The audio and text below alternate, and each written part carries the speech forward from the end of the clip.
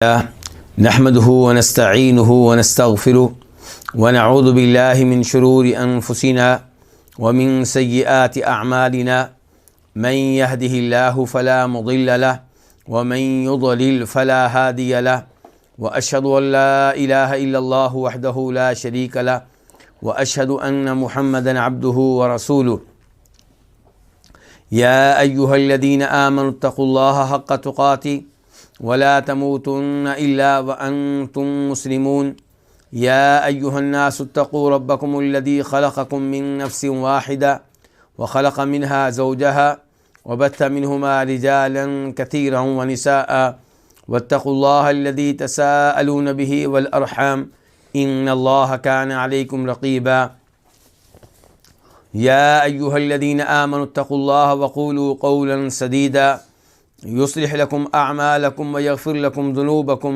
ومن يطع الله ورسوله فقد فاز فوزا عظيما أما بعد فإن خير الحديث كتاب الله وخير الهدي هدي محمد صلى الله عليه وسلم وشر الأمور محدثاتها وكل محدثة بدعة وكل بدعة ضلالة وكل ضلالة في النار۔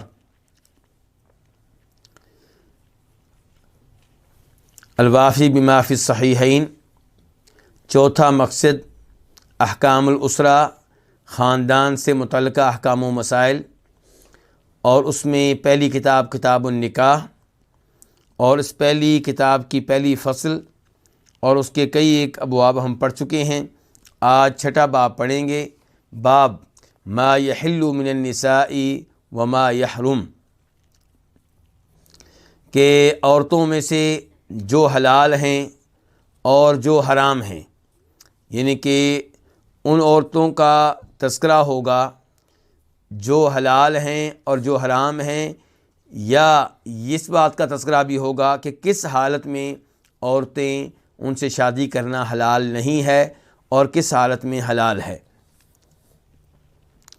حدیث 1000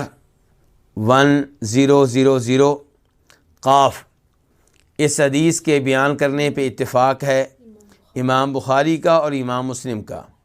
عن ابی ہریرہ رضی اللہ عنہ ان رسول اللہ صلی اللہ علیہ وسلم قال، جناب ابو ہریرہ رضی اللہ تعالیٰ عنہ سے روایت ہے کہ بے شک رسول اللہ صلی اللہ علیہ وسلم نے فرمایا، لا یجمع بین المرأة وعمتها ولا بین المرأة وخالتها، نہ جمع کیا جائے عورت اور اس کی پھوپھو کو، اور نہ ہی عورت کو اور اس کی خالہ کو، یعنی کہ ایک نکاح میں آپ ان دونوں کو جمع نہیں کر سکتے۔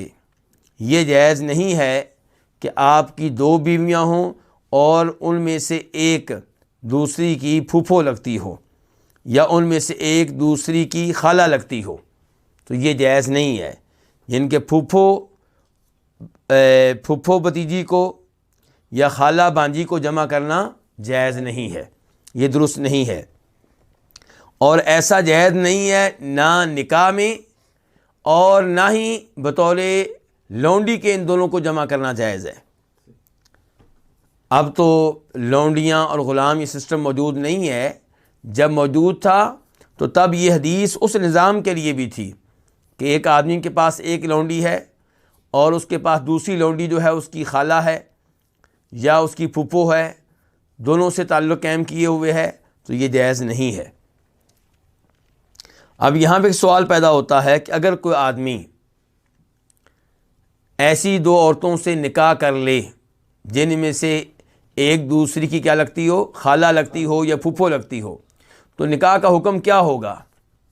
اگر نکاح ایک ساتھ ہوا ہے تو دونوں نکاح باطل ہو جائیں گے، دونوں نکاح جو ہیں وہ غیر شرعی کہلائیں گے، اور اگر ایک نکاح پہلے ہوا ہے دوسرا بعد میں ہوا ہے تو ظاہر ہے کہ دوسرا نکاح غلط ہوگا، پہلے نکاح کو درست مانا جائے گا۔ تو اس سے اندازہ لگا سکتے ہیں آپ کہ دین اسلام کتنا عظیم دین ہے، اور کون سا دین ہے جو اس قدر تفصیلات کے ساتھ بتاتا ہو کہ کون سی عورت حلال ہے آپ کے لیے، کون سی حرام ہے، اور کن دو عورتوں کو آپ اپنے گھر میں ایک ساتھ نہیں رکھ سکتے۔ اسلام نے تو یہاں تک کہا ہے کہ آپ دو بہنوں کو اپنے گھر میں نہیں رکھ سکتے، اور اس حدیث میں بتا دیا کہ ایک عورت ہو اور اس کی خالہ ہو، دونوں آپ کی بیویاں ہوں، یہ جائز نہیں ہے۔ ایک عورت ہو اور دوسری اس کی پھپھو ہو، دونوں آپ کی بیویاں ہوں، یہ جائز نہیں ہے۔ اس کے بعد حدیث نمبر 1001 قاف، اس حدیث کے بیان کرنے پہ بھی اتفاق ہے امام بخاری کا اور امام مسلم کا۔ عن ابن عمر رضی اللہ عنہما، روایت ہے جناب عبداللہ بن عمر رضی اللہ عنہما سے، ان رسول اللہ صلی اللہ علیہ وسلم نہا عن الشغار، کہ رسول اللہ صلی اللہ علیہ وسلم نے شغار سے روکا ہے۔ کس نکاح سے روکا ہے؟ نکاح شغار سے۔ نکاح شغار کو اردو میں کیا کہتے ہیں؟ وٹا سٹا کا نکاح، وٹا سٹا کا نکاح، تو اس کو عربی میں کیا کہتے ہیں؟ شغار۔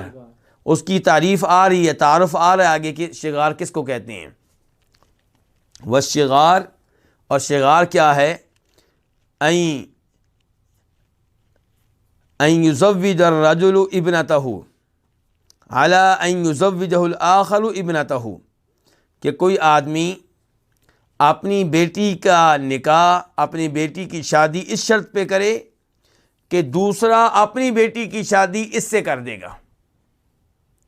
لیس بینہما صداق، جب کہ دونوں کے مابین حق مہر بھی موجود نہ ہو۔ ایک آدمی اپنی بیٹی کا نکاح کسی اور آدمی سے کرتا ہے اور اس سے کہتا ہے کہ تم بھی اپنی بیٹی کا نکاح مجھ سے کرو گے، یا کوئی آدمی کسی سے کہتا ہے کہ تم میری بہن سے نکاح کر لو لیکن میں بھی تمہاری بہن سے نکاح کروں گا، یہ کہ شرط لگائی جا رہی ہے، ایک رشتہ تم دو گے، ایک میں دوں گا، ایک رشتہ آپ لیں گے، ایک میں لوں گا۔ تو جب یہ انداز ہو، اس قسم کا نکاح ہو، تو وہ کیا ہے؟ وہ شغار ہے۔ لیکن یہاں پہ کیا کہا گیا؟ لیس بینہما صداق، یہ تب ہے جب کہ ان کے مابین حق مہر نہ ہو، یعنی کہ اگر دونوں نے اپنا اپنا حق مہر مقرر کیا ہے تو پھر وہ شغار نہیں بنے گا۔ لیکن یہ آخری جو گفتگو ہے یہ نبی علیہ الصلوۃ والسلام کی نہیں ہے، نبی علیہ السلام نے شغار سے منع کیا ہے، یہ ہوگی حدیث۔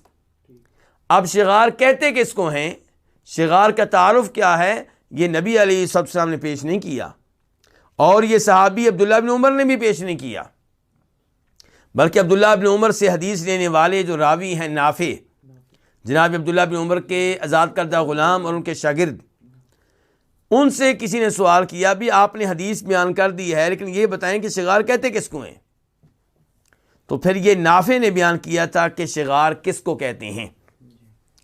اب جب نافع نے شغار کی تعریف کی ہے، وٹا سٹا کی تعریف کی ہے، تو کہتے ہیں کہ آپ اپنی بیٹی کا رشتہ اس شرط پہ دیں کہ وہ آدمی جس کو آپ اپنا داماد بنا رہے ہیں وہ آپ کو اپنی بیٹی کا رشتہ دے گا، لیکن ساتھ یہ بھی ہے کہ دونوں حق مہر مقرر نہ کریں، کہ نہ تم حق مہر دینا نہ میں دوں گا۔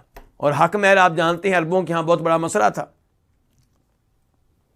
یعنی کہ آج بھی بہت بڑا مسئلہ ہے۔ آج بھی جو نارمل لڑکی ہے اس کا حق مہر 25,000 ریال، 30,000 ریال، 35,000 ریال، 40,000 ریال رہتا ہے۔ تو وہاں پہ یہ بڑی اہم بات ہے کہ کہا جائے کہ تم اپنی بیٹی کا نکاح مجھ سے کر دو، میں اپنی بیٹی کے تم سے کر دیتا ہوں، نہ تم حق مہر دو نہ میں دیتا ہوں۔ لیکن یہ تعریف جو نافع نے کی ہے یہ درست نہیں ہے، یہ شغار کی یہ تعریف، وٹا سٹا کی یہ تعریف جو ہے یہ درست نہیں ہے۔ درست تعریف کیا ہے اور اس کی دلیل کیا ہے وہ میں آپ کے سامنے رکھتا ہوں۔ امام احمد اپنی مسند میں اور امام ابو داؤد اپنی سنن میں روایت کرتے ہیں، اور حدیث کا نمبر بھی میں آپ کو بتانا چاہوں گا تاکہ کوئی دیکھنا چاہے تو دیکھ لے۔ ابو داؤد شریف میں حدیث کا نمبر ہوگا 2075 2075، اور مسند احمد میں نمبر ہوگا 16,856 16856۔ راوی ہیں اعرج، عبد الرحمن بن ہرمز الاعرج، وہ کہتے ہیں کہ عباس بن عبداللہ بن عباس نے عبد الرحمن بن حکم کا نکاح کر دیا اپنی بیٹی سے، اور عبد الرحمن نے ان کا نکاح کر دیا اپنی بیٹی سے۔ اس کا مطلب ہے کہ شادی کون سی ہو رہی ہے؟ دوسری یا تیسری یا چوتھی شادی ہو رہی ہے، یعنی کہ پہلی شادی کی تھی، اس سے بیٹی جوان ہو گئی ہے، اس کا نکاح کسی اور سے کر رہے ہیں، اور آپ اس کی بیٹی سے اپنا نکاح کر رہے ہیں، اس کا مطلب ہے یہ شادی یا دوسری ہے یا تیسری ہے۔ تو عباس بن عبداللہ بن عباس نے عبد الرحمن بن حکم کا نکاح اپنی بیٹی سے کیا، اور عبد الرحمن نے ان کا نکاح اپنی بیٹی سے کر دیا، اور دونوں نے حق مہر بھی مقرر کیا ہوا تھا، مقرر کیا ہوا تھا۔ تو امیر المؤمنین معاویہ بن ابو سفیان نے مروان کی جانب لیٹر لکھا۔ امیر معاویہ کیا ہیں؟ مسلمان خلیفہ، اور مروان کون ہے؟ گورنر ہیں۔ تو امیر معاویہ نے دمشق سے، شام سے لیٹر لکھا مروان کو، خط لکھا، اور اس میں حکم دیا کہ یہ جو نکاح ہوا ہے یہ نکاح غلط ہے، اور یہی وہ شغار ہے، یہی وہ وٹا سٹا ہے جس سے اللہ کے رسول علیہ وسلم نے روکا تھا، اس لیے یہ نکاح ختم کروا دو اور ان کو آپس میں جدائی ڈال دو ان کے درمیان۔ اس سے آپ اندازہ کر سکتے ہیں کہ وٹے سٹے کا معاملہ کتنا شدید ہے۔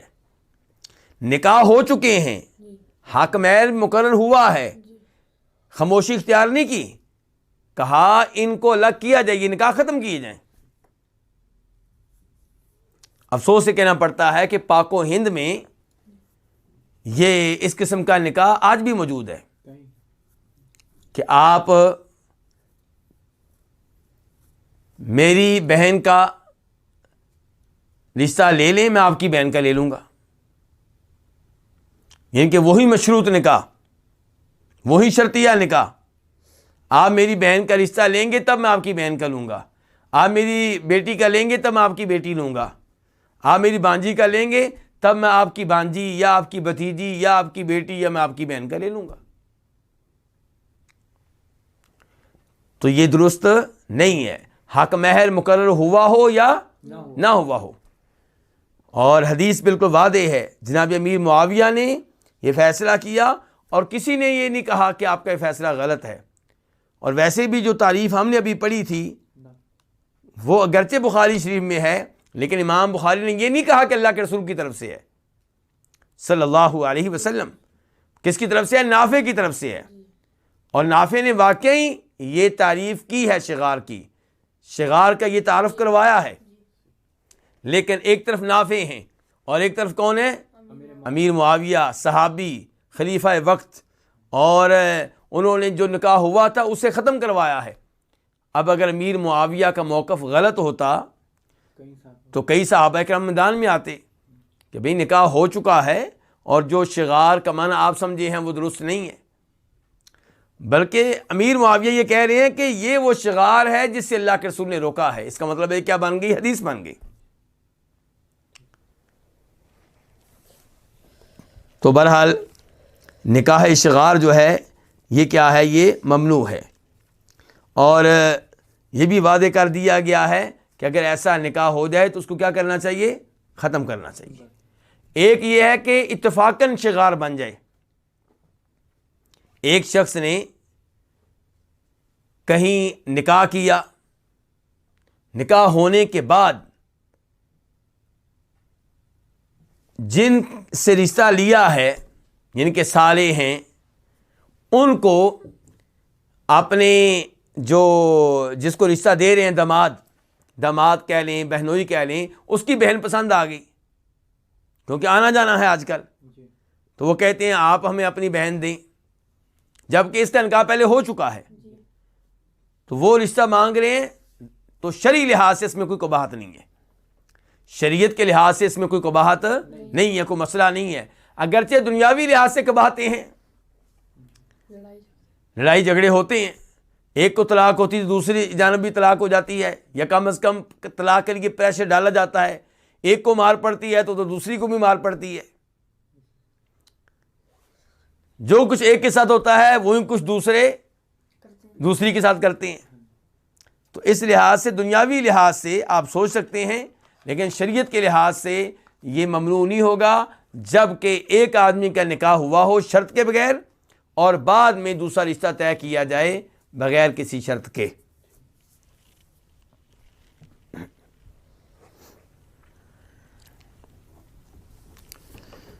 اس کے بعد حدیث نمبر 1002 میم، اس حدیث کو روایت کرنے والی امام کون سے؟ امام مسلم۔ عن نبیہ بن وہب ان عمر بن عبید اللہ اراد ان یزوج طلحہ بن عمر بنت شیبۃ بن جبیر۔ نبی بن وہب سے روایت ہے، نبی بن وہب بن عثمان العبدلی الحجبی، ان سے روایت ہے کہ عمر بن عبید اللہ بن معمر الحجبی نے چاہا کہ وہ شادی کریں اپنے بیٹے طلحہ بن عمر کی۔ راوی بھی کون ہے؟ الحجبی۔ عمر بن عبید اللہ بھی کون ہے؟ الحجبی۔ اور وہ چاہتے ہیں کہ اپنے بیٹے طلحہ بن عمر کی شادی کریں۔ کس سے کریں؟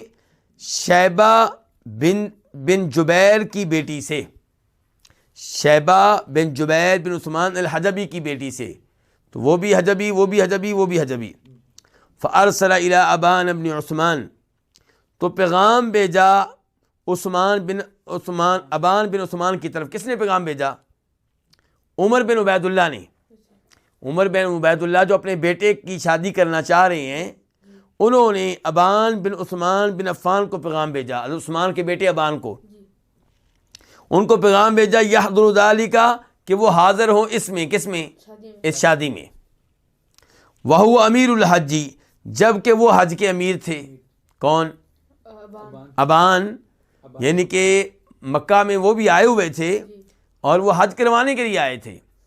حج کا خطبہ انہوں نے دینا تھا، حج ان کی نگرانی میں ہونا تھا، ان کی قیادت میں ہونا تھا۔ تو وہ امیر الحج، وہ کیا تھے؟ امیر حج تھے۔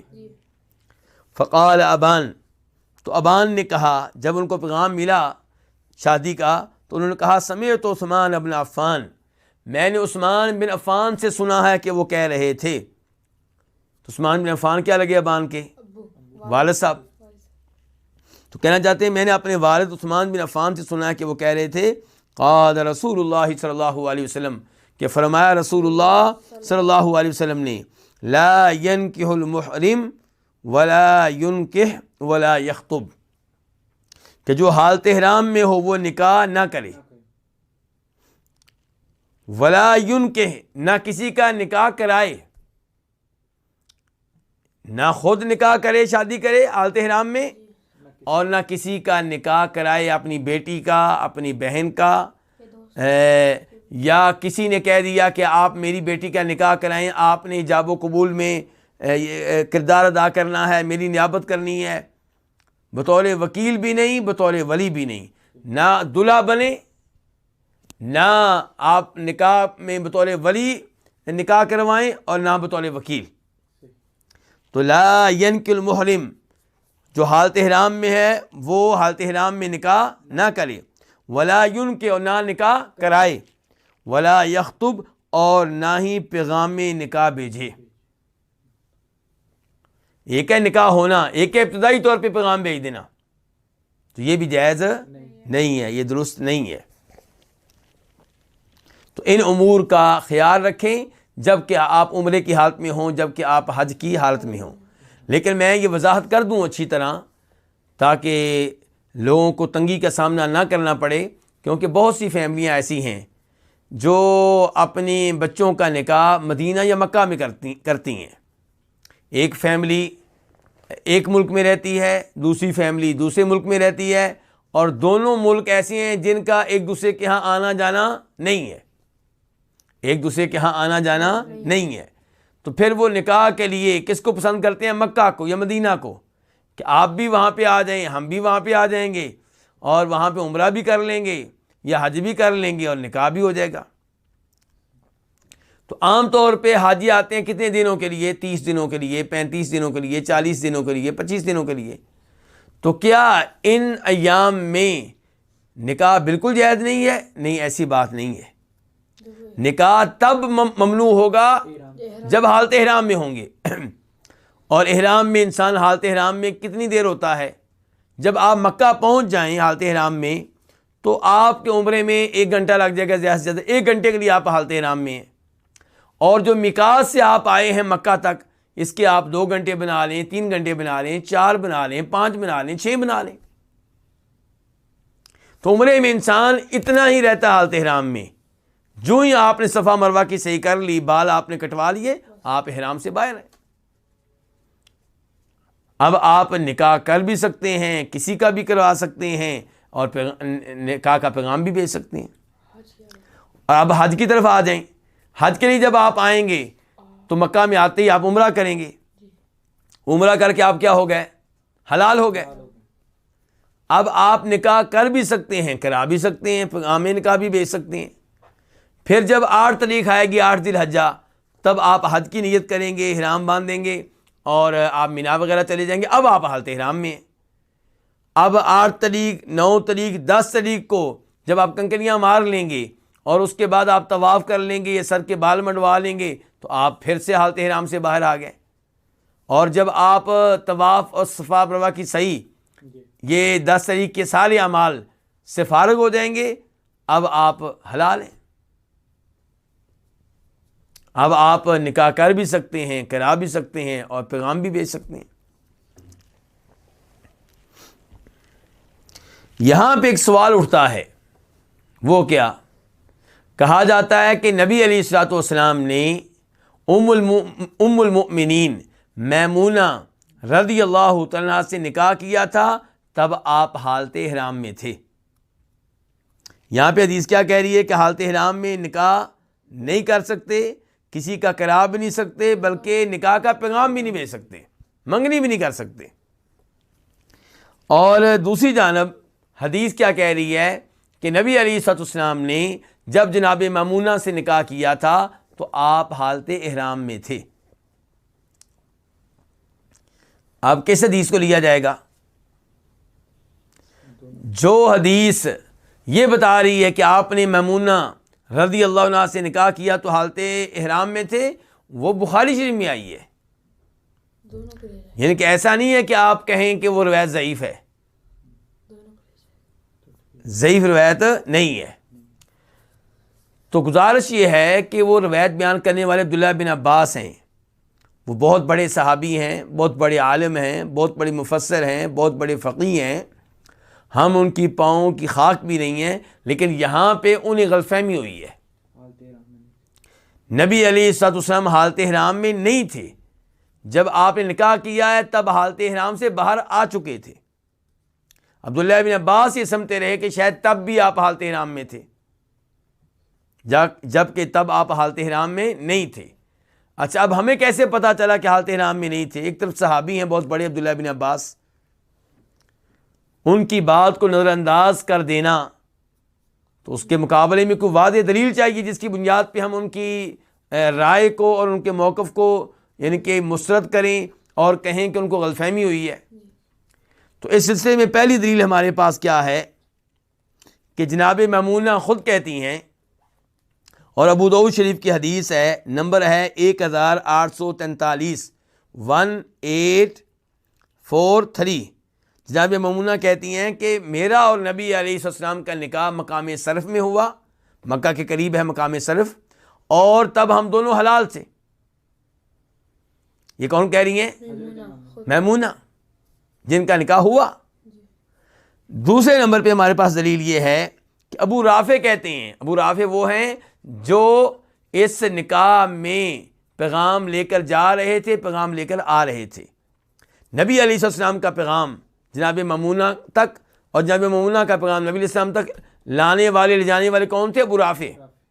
تو ابو رافع کہتے ہیں کہ جب نبی علیہ السلام نے نکاح کیا ہے، شادی کی ہے جناب میمونہ سے، تب آپ حلال تھے، حالت احرام میں نہیں تھے. اور یہ ترمذی شریف کی حدیث ہے اور اس کا نمبر ہے 841، 841. تیسرے نمبر پہ یزید بن اسم کہتے ہیں، اور یہ جناب میمونہ کے خالہ زاد ہیں، یعنی کہ عبداللہ بن عباس کے خالہ زاد ہیں۔ جناب میمونہ یزید بن اسم کی کیا لگتی ہیں؟ خالہ لگتی ہیں، اور میمونہ جو ہیں وہ عبداللہ بن عباس کی بھی خالہ لگتی ہیں۔ عبداللہ بن عباس کی کیا لگتی ہیں؟ خالہ لگتی ہیں، اور یزید بن اسم کی بھی خالہ لگتی ہیں۔ یزید بن اسم بھی بتاتے ہیں کہ تب نبی علیہ السلام حالت احرام میں نہیں بلکہ حلال تھے، اور یہ مسلم شریف کی حدیث ہے، اور اس کا نمبر ہے 1411 1411۔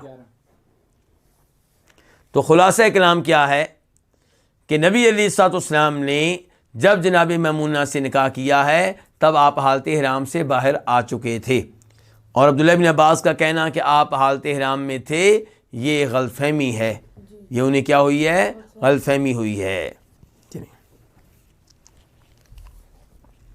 اللہ رب العزت نے دین کی حفاظت کی ذمہ داری لے رکھی ہے، اللہ تعالیٰ نے دین کی حفاظت کی ذمہ داری لے رکھی ہے۔ اگر کبھی کسی صحابی کو ایسی غلط فہمی ہوئی ہے تو اللہ تعالیٰ نے دیگر احادیث کے ذریعے اس غلط فہمی کا ازالہ کر دیا ہے۔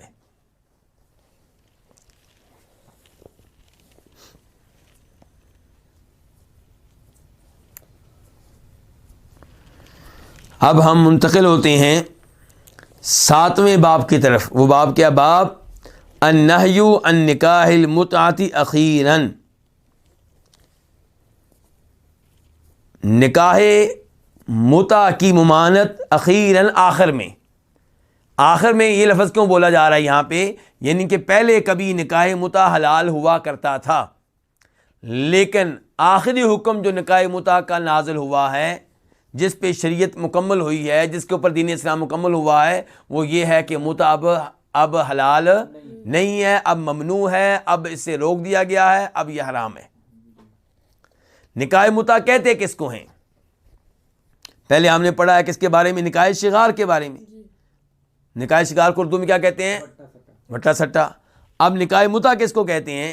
نکاح متع کا مطلب یہ ہے کہ کسی عورت سے چند دنوں کے لیے، چند ایام کے لیے، ایک مخصوص وقت کے لیے نکاح کرنا۔ جب وہ مخصوص وقت ختم ہو جائے گا، طلاق دینے کی ضرورت نہیں ہے، نکاح خود ہی ختم ہو جائے گا۔ 3 دن کے لیے نکاح، یا 4 دن کے لیے، یا 1 ہفتے کے لیے، یا 1 مہینے کے لیے، یا 1 سال کے لیے، جو جس میں کہا جائے کہ اتنے دنوں کے لیے نکاح، یہ کیا ہے؟ نکاح متع ہے، اور اس میں نکاح کرنے والا حق مہر ادا کرتا ہے، لیکن اس میں طلاق کی ضرورت نہیں ہے، اور اس میں وراثت نہیں چلے گی۔ اسی نکاح کی حالت میں اگر ان دونوں میں سے کوئی فوت ہو جاتا ہے، لڑکے میں سے لڑکی میں سے کوئی، نہ لڑکی اس کی وارث بنے گی اور نہ لڑکا اس کا وارث بنے گا، یہ ایک دوسرے کے وارث نہیں ہے، اور ان میں طلاق کا سسٹم بھی نہیں ہے۔ تو یہ عارضی نکاح ہے، چند دنوں کے لیے نکاح ہے۔ اسی لیے ہم کہتے ہیں کہ حلالہ کا نکاح جو ہے اس سے بچنا چاہیے۔ کون سا نکاح؟ حلالہ سے کیا مراد ہے؟ کہ کسی مرد نے کسی عورت کو 3 طلاقیں دے دیں۔ اب اگر یہ طلاقیں یکبارگی دی گئی ہیں، ایک بار دی گئی ہیں، تو صحیح بات یہ ہے کہ کتنی طلاقیں قرار پائیں گی؟ 1 طلاق، کیونکہ مسلم شریف کی حدیث ہے، جناب عبداللہ ابن عباس رضی اللہ تعالیٰ عنہما فرماتے ہیں کہ نبی علیہ السلام کے زمانے میں 3 طلاقیں کتنی شمار ہوتی تھیں؟ 1 ہی شمار ہوتی تھی۔ ابو بکر صدیق رضی اللہ عنہ کے زمانے میں بھی 3 طلاقیں 1 شمار ہوتی تھیں۔ جناب عمر فاروق کے ابتدائی زمانے میں بھی 3 طلاقیں 1 شمار ہوتی تھیں۔ پھر انہوں نے فیصلہ کیا کہ آئندہ میں 3 کو 3 شمار کروں گا، کیونکہ لوگوں نے طلاق کو کھیل تماشا بنا لیا تھا۔ جو بھی طلاق دینے لگتا وہ کتنی دیتا؟ 3 دیتا، جبکہ شریعت ہمیں یہ سکھاتی ہے کہ ایک موقع پہ 1 ہی طلاق دیں، جب دوسری طلاق کی کبھی ضرورت پڑے گی تب دوسری دی جائے۔ ایک ہی موقع پہ 3 طلاقیں دینا یہ خلاف شریعت ہے، خلاف سنت ہے۔ تو جناب عمر فاروق نے کہا کہ آئندہ میں 3 کو 3 ہی شمار کروں گا، اور یہ ان کا فیصلہ بطور نبی نہیں تھا، کیونکہ وہ نبی نہیں ہے، یہ ان کا فیصلہ بطور حکمران تھا، بطور خلیفہ تھا، اور اس کو آپ کہیں گے تعزیری فیصلہ۔ جب تک وہ حکمران رہے یہ فیصلہ موجود ہے، جب وہ حکمران نہیں ہے تو ظاہر ہے یہ فیصلہ ختم ہو جائے گا. نیا حکمران اگر اسی کو برقرار رکھے تو ٹھیک ہے، ورنہ شریعت تو یہی ہے کہ ایک موقع پہ 3 طلاقیں دی جائیں تو کتنی ہوتی ہیں؟ ایک ہوتی ہے. آج پاک و ہند میں زیادہ تر علماء کرام فقہ حنفی سے تعلق رکھتے ہیں اور وہ فتویٰ یہ دیتے ہیں کہ 3 طلاقیں کتنی ہوتی ہیں؟ ایک موقع کی 3 ہی ہوتی ہیں. اور علماء اہل حدیث سلفی علماء کرام عام طور پہ یہ فتویٰ دیتے ہیں کہ ایک موقع کی 3 طلاقیں ایک ہی ہوتی ہیں. ایک موقع پہ آپ چاہے 1 دیں، چاہے 1000 دیں، چاہے 100 دیں، چاہے 1,00,000 دیں، وہ ایک ہی ہے. اب حنفی علماء کرام نے سخت اس مسئلے میں سخت فتویٰ دیا ہے. فتویٰ کون سا دیا ہے؟ سخت. یعنی کہ آپ ایک آدمی کی اس کی بیوی کے ساتھ پہلی دفعہ لڑائی ہوئی ہے اور غصے میں آ کے اسے 3 دے دی ہیں.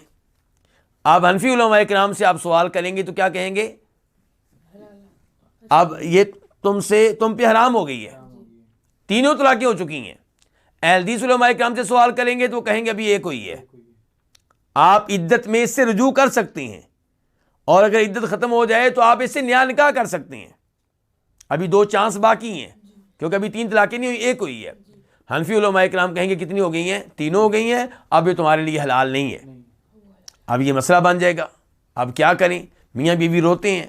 تو پھر حنفی علماء کرام یہ کہتے ہیں کہ حلالہ ہو سکتا ہے. حلالہ کا مطلب کیا؟ کہ اس لڑکی کا جس کو 3 طلاقیں ہوئی ہیں یکبارگی، اس کا عارضی نکاح کسی اور کے ساتھ کر دیا جائے. وہ 1 رات کے لیے ہو یا 1 ہفتے کے لیے ہو یا 1 مہینے کے لیے ہو، پھر وہ اس کو کیا دے دے؟ طلاق دے دے. جب طلاق دے گا تو اب یہ پہلے خاوند کے لیے کیا ہو جائے گی؟ حلال ہو جائے گی. کیوں؟ کیونکہ اللہ تعالیٰ فرماتے ہیں قرآن حکیم میں فَإِن طَلَّقَهَا فَلَا تَحِلُّ لَهُ مِن بَعْدُ حَتَّىٰ تَنكِحَ زَوْجًا غَيْرَهُ، کہ اگر کوئی اپنی بیوی کو تیسری بھی طلاق دے دے تو یہ لڑکی اب اس کے لیے حلال نہیں ہوگی. ہاں، حلال ہونے کی ایک شکل ہے، وہ کیا؟ کہ اگر یہ کسی اور سے نکاح کرے اور وہاں سے بھی فارغ ہو جائے تو اب پہلے خاوند کے لیے حلال ہو جائے گی. اب قرآن نے لفظ بولا تھا جب یہ کسی اور سے نکاح کرے، تو قرآن نے اس نکاح سے کون سا نکاح مراد لیا؟ شرعی نکاح. شرعی نکاح کیا ہوتا ہے؟ ہمیشہ ہمیشہ کے لیے نکاح کرنا، 3 دنوں کے لیے نہیں، 1 ہفتے کے لیے نہیں، 1 مہینے کے لیے نہیں، پلاننگ والا نکاح نہیں. مستقل طور پہ بطور میاں بیوی زندگی گزارنے کے لیے جو نکاح کیا جاتا ہے وہ نکاح کیا جائے. پھر وہ خاوند فوت ہو جائے یا نباہ نہ ہو سکے، وہ طلاق دے دے، تو اب اس عورت کا پہلے خاوند سے نکاح ہو سکتا ہے. لیکن پلاننگ کر کے عارضی نکاح کرنا 1 رات کے لیے، 1 مہینے کے لیے، 1 ہفتے کے لیے، تو یہ تو نکاح متع کی طرح ہے. تو یہ جائز نہیں ہے. بلکہ ترمذی شریف کی حدیث ہے اور ابن ماجہ میں بھی آئی ہے کہ نبی علیہ الصلوۃ والسلام نے لعنت کی ہے اس مرد پہ جو حلالہ کروا رہا ہے. وہ کون ہوتا ہے؟ پہلا خاوند. اور اس پہ بھی آپ نے لعنت کی ہے جو عارضی نکاح کر کے اس کو حلال کر رہا ہوتا ہے پہلے خاوند کے لیے. تو اس لیے یہ ایک لعنتی عمل ہے اور آپ نے نکاح حلالہ کرنے والے کو کرائے کا سان قرار دیا ہے. تو اس لیے اس نکاح سے بچنا چاہیے. تو یہاں پہ کیا بات ہو رہی ہے؟ النہی عن نکاح المتعۃ اخیراً، کہ بالآخر نکاح متع کا حرام ہونا، ممنوع ہونا. بالآخر نکاح متع کا کیا ہونا؟ ممنوع ہونا. تو اب ہم یہ حدیث پڑھتے ہیں اور نکاح متع کے بارے میں مزید گفتگو ہوگی انشاءاللہ. حدیث نمبر 1003 عن صبرۃ بن معبد، روایت ہے جناب صبرہ بن معبد الجہنی المدنی رضی اللہ تعالی عنہ سے، انہ کان مع رسول اللہ صلی اللہ علیہ وسلم، کہ بے شک وہ رسول اللہ صلی اللہ علیہ وسلم کے ساتھ تھے. کب؟ فتح مکہ کے موقع پہ. کب؟ جب مکہ فتح ہوا تو مکہ میں یہ اللہ کے رسول علیہ الصلوۃ والسلام کے ساتھ تھے. فقال، تو آپ نے کہا. اچھا، مکہ کب فتح ہوا جی؟ سن 8 ہجری میں.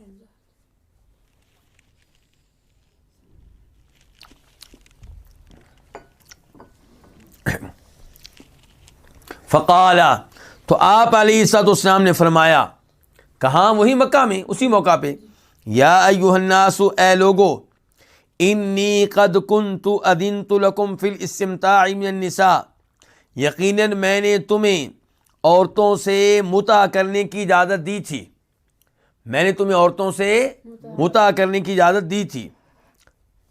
متع سے مراد بتا چکا ہوں، عارضی نکاح، 2 دن کا، 3 دن کا، 4 دن کا، تو میں نے تمہیں اس کی اجازت دی تھی۔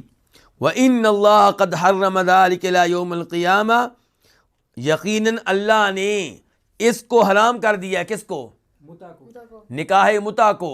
کب تک کے لیے حرام کر دیا؟ الی یوم القیامہ، قیامت تک کے لیے، قیامت تک اب یہ حلال نہیں ہوگا۔ اصل میں نکاح متع نبی علیہ الصلوۃ والسلام نے اپنی زندگی میں صحابہ کرام کو اس کی تقریباً 2 بار اجازت دی ہے، اور 2 بار یہ آپ نے اس کو ممنوع قرار دیا ہے۔ ان کے خیبر کی لڑائی کے موقع پہ آپ نے صحابہ کرام کو نکاح متع کی اجازت دی تھی، اور پھر اس کو آپ نے حرام قرار دیا۔ پھر جب مکہ فتح ہوا تب آپ نے صحابہ کرام کو نکاح متع کی اجازت دی، اور پھر آپ نے مکہ فتح ہونے کے بعد ہی اس کو حرام قرار دے دیا اور بتا دیا کہ اب یہ قیامت تک کے لیے حرام ہے، اب یہ قیامت تک کے لیے کیا ہے؟ حرام ہے۔ تو یہ ہے اعلان، کتنا واضح اعلان ہے کہ قیامت تک کے لیے۔ پھر سنیے، آپ کہہ رہے ہیں، یا ایھا الناس، اے لوگو، انی قد کنت اذنت لکم فی الاستمتاع، یقیناً میں نے تمہیں عورتوں سے نکاح متع کی اجازت دی تھی۔ استمتاع کا معنی ہوتا ہے فائدہ اٹھانا، عورتوں سے فائدہ اٹھانے کی اجازت دی تھی۔ وَإِنَّ اللَّهَ قَدْ حَرَّمَ ذَلِكَ إِلَىٰ يَوْمِ الْقِيَامَةِ، اور یقیناً اللہ تبارک و تعالیٰ نے اس کو حرام کر دیا ہے، کب تک کے لیے؟ قیامت تک کے لیے۔ فَمَنْ كَانَ عِنْدَهُ مِنْهُنَّ شَيْءٌ، پس جس کے پاس ان میں سے کوئی چیز ہو، کن میں سے؟ ان عورتوں میں سے، متع والی عورتوں میں سے کسی کے پاس آج کل اس کے گھر میں کوئی ایسی عورت ہے، کیونکہ صحابہ کرام نے مکہ فتح ہونے کے بعد جب نکاح متع کی اجازت ملی تو کئی صحابہ کرام نے وہاں پہ نکاح متع کر لیا۔ تو آپ کہہ رہے ہیں فمن کان عندہ منہن شیء، تو جس کے پاس ان میں سے کوئی چیز ہے، یعنی کہ کوئی عورت ہے، فلیخل سبیلہ، پس اس کو چاہیے کہ اس کا راستہ چھوڑ دے، اس سے الگ ہو جائے، اس سے دور ہو جائے۔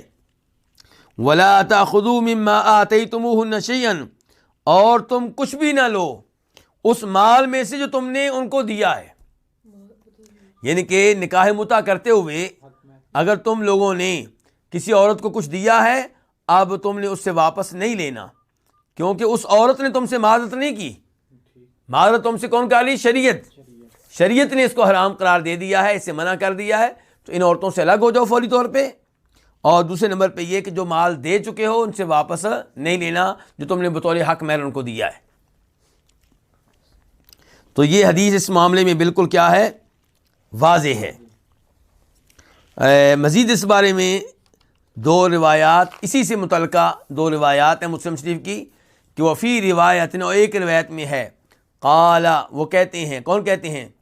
صبرہ بن معبد الجہنی، راوی کون ہے؟ صبرہ بن معبد الجہنی، وہ کہتے ہیں کہ امرنا رسول اللہ صلی اللہ علیہ وسلم بالمتعۃ عام الفتح حین دخلنا مکہ، نبی علیہ الصلوۃ والسلام نے ہمیں نکاح متع کرنے کا حکم دیا فتح مکہ کے سال، جب ہم مکہ میں داخل ہوئے، جب ہم مکہ میں داخل ہوئے تو آپ نے نکاح متع کا حکم دیا، یعنی کہ اس کی اجازت دی۔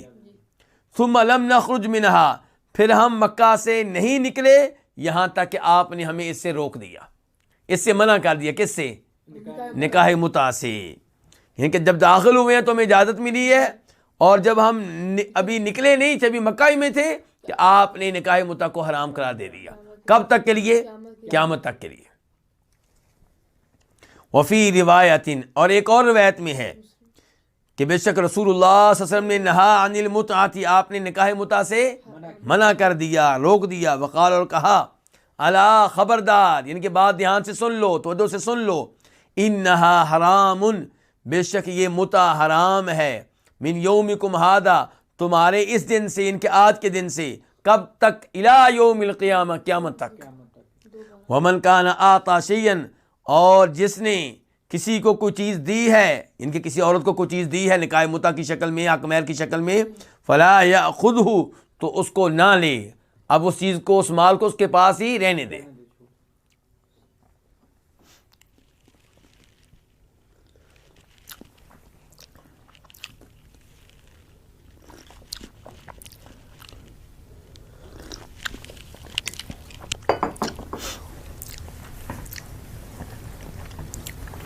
آج کل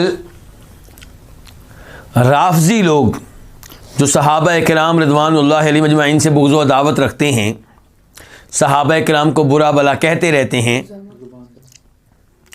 یہ لوگ نکاح متع کے قائل ہیں. ان کا موقف یہ ہے کہ نکاح متع آج بھی جائز ہے، بالکل ٹھیک ہے، اس میں کوئی کباط نہیں ہے. لیکن گزارش یہ ہے کہ نکاح متع کے حرام ہونے کی حدیث بیان کرنے والوں میں جہاں دیگر صحابہ کرام ہیں، وہاں وہ صحابی بھی ہیں جن کو یہ لوگ بھی مانتے ہیں. اور وہ کون ہے؟ امیر المؤمنین جناب علی بن ابو طالب رضی اللہ تعالی عنہ. ان کی حدیث ہے کہ نبی علیہ السلام نے نکاح متع سے منع کیا، اور وہ حدیث مسلم شریف کی حدیث ہے اور ان کی کتب میں بھی موجود ہے. تو اس لیے صحیح بات یہ ہے کہ نکاح متع کیا حرام ہے اور یہ جائز نہیں ہے. کئی ایک صحابہ کرام ایسے تھے جو آپ علیہ السلام کے فوت ہونے کے بعد بھی یہ سمجھتے تھے کہ نکاح متع حلال ہے. اس کا سبب کیا تھا؟ اس کی وجہ یہ تھی کہ یہ حدیث ان تک پہنچ نہیں سکی. یہ عام طور پہ جو صحابہ کرام نکاح متع کے قائل رہے، ان کے قائل ہونے کی وجہ کیا تھی؟ کہ حدیث ان تک پہنچ نہیں سکی. اس لیے جناب عمر فاروق نے ایک دفعہ خطبے میں اعلان کیا کہ لوگوں، نکاح متع حرام ہے. نبی علیہ السلام نے اس کو حرام قرار دیا تھا. اور جو صحابہ کرام نکاح متع کو حلال سمجھتے رہے، ان میں سے ایک نام ہے عبداللہ ابن عباس رضی اللہ تعالیٰ عنہما کا. یہ ان میں سے ہیں جن کا موقف نکاح متع کے معاملے میں نرم لگتا ہے، لیکن انہیں خبردار کیا تھا جناب علی نے بھی اور جناب عبداللہ بن زبیر نے بھی. جناب علی نے بھی اور جناب عبداللہ بن زبیر نے بھی. جناب علی نے بھی عبداللہ بن عباس رضی اللہ عنہ کو خبردار کیا تھا کہ نبی علیہ السلام اس سے منع کر چکے ہیں، اس کو حرام قرار دے چکے ہیں، یہ حلال نہیں ہے. اور عبداللہ بن زبیر نے جب وہ مکہ کے حکمران بن گئے تھے، انہوں نے اپنی خلافت قائم کر لی تھی، تب عبداللہ بن عباس کو خبردار کیا تھا، کہا کہ یہ غلط ہے اور جس نے یہ کام کیا میں اس کو سنسار کر دوں گا، پتھر مار مار کے ہلاک کر دوں گا. کیوں؟ کیونکہ یہ زنا بنتا ہے. جب شریعت نے اس کو حرام قرار دے دیا تو اب یہ نکاح نہیں ہے، یہ کیا ہے؟ زنا ہے، بدکاری ہے. اور جو شادی شدہ ہونے کے باوجود یہ کام کرے گا تو اس کو میں کیا کروں گا؟ سنسار کر دوں گا. اور یہ الفاظ عبداللہ بن زبیر کہہ رہے تھے اور اشارہ ان کا عبداللہ بن عباس کی طرف تھا. ان کو سنانا چاہ رہے تھے کہ اس معاملے میں آپ اپنا جو نرم موقف رکھتے ہیں اس کو تبدیل کریں. اور کچھ روایات سے پتہ چلتا ہے کہ عبداللہ بن عباس نے اپنا یہ موقف واپس لے لیا تھا، اپنا موقف تبدیل کر لیا تھا. اور وہ سمجھا کرتے تھے کہ اللہ کے رسول علیہ السلام نے اس کی اجازت دی تھی مجبوری کے ایام میں، اور عام ایام میں اس کی اجازت نہیں ہے. تو بہرحال نکاح متع جو ہے وہ درست نہیں ہے.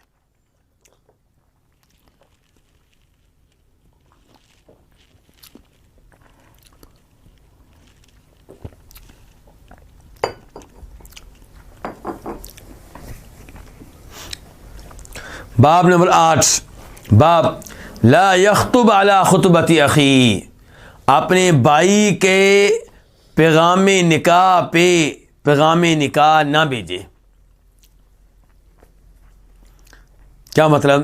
جب آپ کا کوئی مسلمان بھائی کسی گھر میں نکاح کا پیغام بھیج چکا ہے، ان کو کہہ چکا کہ میں آپ کی بیٹی سے نکاح کرنا چاہتا ہوں، مجھے بیٹی اس کا رشتہ مجھے دے دیں، تو کوئی اور آدمی اب وہاں پہ اپنا پیغام لے کر نہ جائے یا کسی اور کا پیغام لے کر نہ جائے جب تک کہ ان کی بات چیت آپس میں ختم نہ ہو جائے.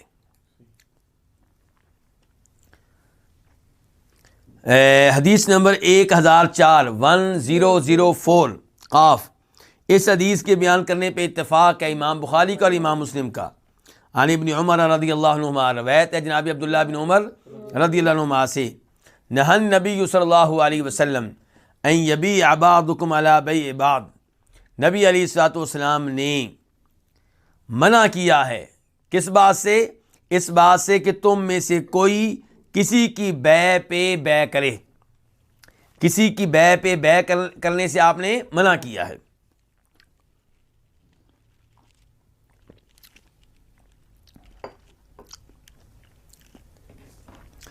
کسی کی بیع پہ بیع کرنے سے کیا مراد ہے؟ ایک آدمی کسی سے بیع کر رہا ہے، کسی سے کوئی چیز خرید رہا ہے، مثال کے طور پہ سائیکل خرید رہا ہے، اور آپ وہاں پہ پہنچ جاتے ہیں اور آپ سائیکل خریدنے والے سے کہتے ہیں کہ اس سے سستا سائیکل میرے پاس موجود ہے، یا آپ کہتے ہیں اس سے اچھا سائیکل میرے پاس موجود ہے. تو آپ خریدنے والے کو اس بیع سے روکنے کی کوشش کر رہے ہیں، یا کس کو؟ خریدنے والے کو یا بیچنے والے کو. ان کی آپس میں بیع ہو رہی ہے، اس بیع کو آپ خراب نہ کریں. ہاں وہ دونوں جب الگ ہو جائیں، ان کی بات چیت اس معاملے میں ختم ہو جائے، پھر آپ کو حق حاصل ہے کہ آپ اس سے کہیں بھئی آپ نے تو اس شاپ سے موبائل نہیں خریدا، یہ میرا موبائل چیک کریں. آپ نے وہاں سے سائیکل نہیں خریدا، میرا سائیکل چیک کریں. لیکن جب وہ بیع کر رہے ہوں اور ایک دوسرے کی طرف مائل ہوں تو آپ کو درمیان میں کودنے کی اجازت نہیں ہے، ان کی بیع کو خراب کرنے کی اجازت نہیں ہے. آپ اندازہ کریں کہ اسلام کس قدر خیال رکھتا ہے. اگر ایسے یہ اجازت مل جائے تو کیا ہوگا؟ خون خرابہ ہوگا، لڑائیاں ہوں گی، معاملہ قتل و غارت تک پہنچے گا. شریعت ان چیزوں سے روکتی ہے جن چیزوں میں انسان کا نقصان ہے. تو نبی علیہ السلام نے روکا ہے اس بات سے کہ تم میں سے کوئی کسی کی بیع پہ بیع کرے. ولا یخطب الرجل علی خطبۃ اخیہ، ولا یخطب الرجل علی خطبۃ اخیہ، اور نہ ہی کوئی آدمی اپنے بھائی کے پیغام نکاح پہ نکاح کا پیغام بھیجے. جب ایک آدمی نے نکاح کا پیغام بھیج رکھا ہے اور ان کا آپس میں تھوڑا بہت میلان نظر آ رہا ہے، ان کی بات چیت اب چل رہی ہے، تو آپ کو وہاں پہ نکاح کا پیغام بھیجنے کی اجازت نہیں ہے. کب تک یہ اجازت نہیں ہے؟ فرمایا حتی یترک الخاطب قبلہ او یأذن لہ الخاطب، یہاں تک کہ پہلے سے پیغام نکاح بھیجنے والا ترک کر دے. کیا ترک کر دے؟ نکاح کو ترک کر دے، شادی کو ترک کر دے.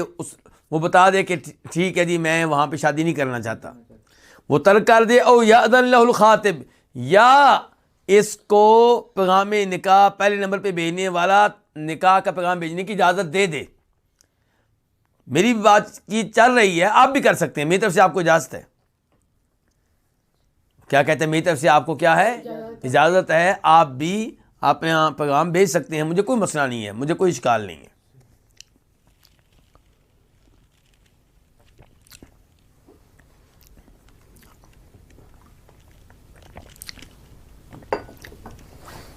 تو جب پہلے نمبر پہ پیغام نکاح بھیجنے والا پیچھے ہٹ جائے یا وہ آپ کو اجازت دے دے نکاح کا پیغام بھیجنے کی، تو تب آپ یہ کام کر سکتے ہیں، نکاح کا پیغام بھیج سکتے ہیں، ورنہ آپ کو اس بات کی اجازت نہیں ہے.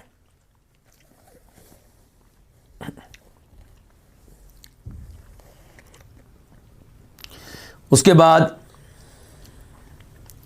باب نمبر 9، باب النظر الی المخطوبہ. پچھلی حدیث کے تعلق سے یہ وضاحت کرنا چاہوں گا کہ یہ جو ممانعت ہے کہ آپ کسی کے پیغام نکاح پہ پیغام نکاح نہیں بھیج سکتے، یہ تب ہے جب پہلے نمبر پہ پیغام نکاح بھیجنے والا امید لگائے ہوئے ہو کہ میرا کام بن جائے گا، یا آپ کو کوئی میلان نظر آ رہا ہو، کوئی ایسی چیز ہو جس سے لگ رہا ہو کہ ان کا کام آگے چلے گا. تو پھر کسی اور کو پیغام نکاح بھیجنے کی اجازت نہیں ہے۔ اور اگر یہ ہے کہ سارے نکاح کا پیغام بھیج رہے ہیں اور بات آگے نہیں چل رہی اور کوئی رغبت کا اظہار نہیں ہو رہا، تو پھر کوئی اور بھی بھیج سکتا ہے۔ اس کی دلیل کیا ہے؟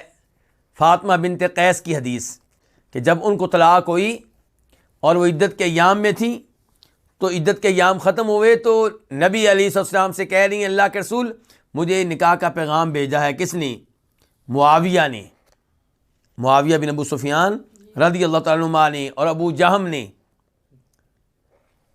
تو نبی علیہ السلام نے کہا جہاں تک تعلق ہے معاویہ کا تو وہ تو فقیر آدمی ہے، یہ کہ تمہارا خرچہ برداشت نہیں کر سکے گا، اور جہاں تک تعلق ہے ابو جہم کا تو وہ بہت پٹائی کرنے والا شخص ہے، تم ایسا کرو کہ تم اسامہ بن زید سے نکاح کر لو۔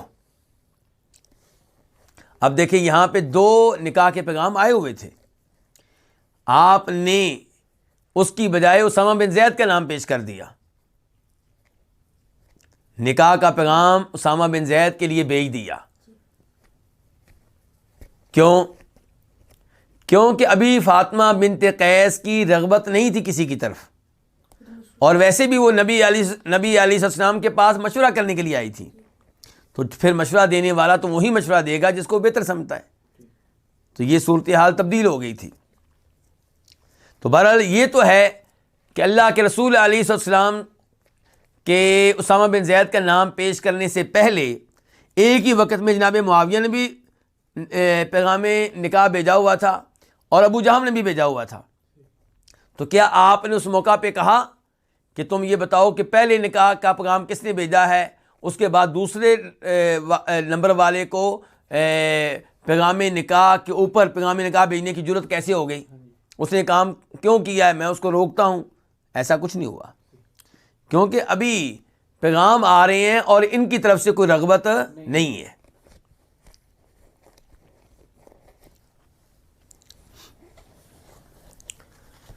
اس کے بعد باب نمبر 9، باب النظر للمخطوبہ، اس لڑکی کو دیکھنا جسے نکاح کا پیغام بھیجا ہے، جس سے نکاح کرنا چاہ رہے ہیں۔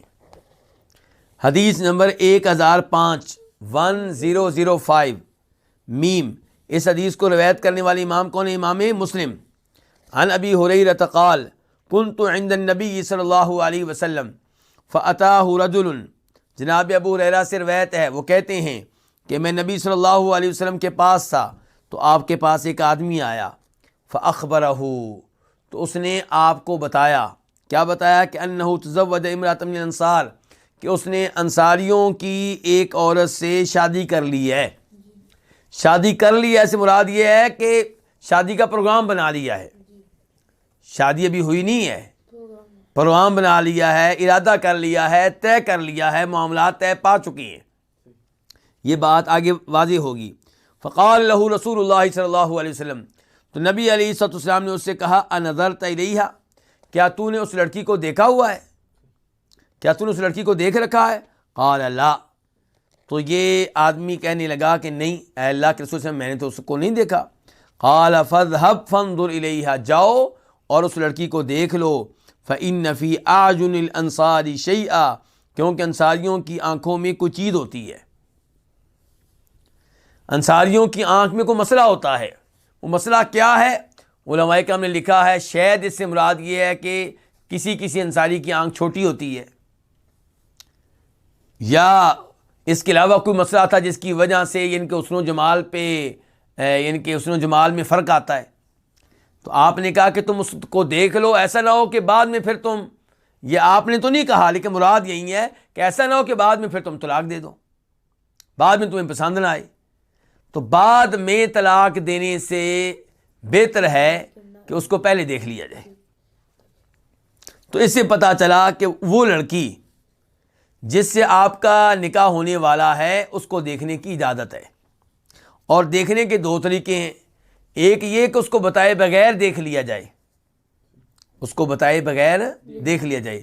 آپ کو معلوم ہو کہ فلاں جگہ پہ وہ آتی ہے یا فلاں جگہ سے گزرتی ہے اور وہاں پہ اس نے پردہ نہیں کیا ہوتا کیونکہ وہاں پہ کوئی اور آدمی نہیں ہے، تو آپ وہاں پہ کسی جگہ چھپ کے بیٹھ جائیں، اس کو دیکھ لیں تو یہ جائز ہے، جب کہ آپ کا ارادہ کیا ہے؟